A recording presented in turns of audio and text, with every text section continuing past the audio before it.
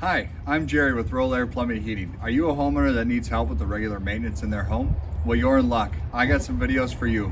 We're gonna go over things like changing the furnace filter, checking your sump basket and float, turning off water lines and gas valves. Let's get started.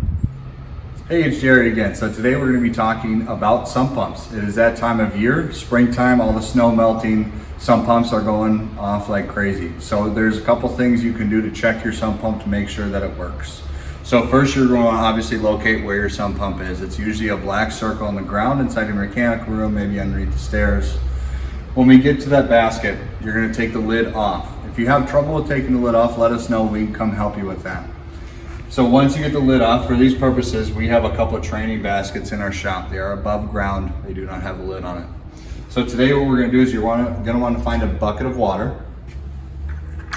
Take that bucket of water, you're gonna slowly pour it into the basket itself. Once that pump turns on, you can either stop pouring the water or keep pouring it in. It is completely up to you. So we'll do that now. So you pour it in.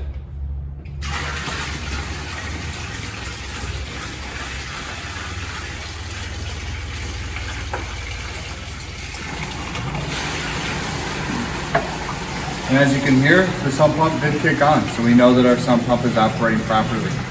The other thing that you're going to want to check is your outdoor connection outside. So a lot of people will have a black corrugated tube.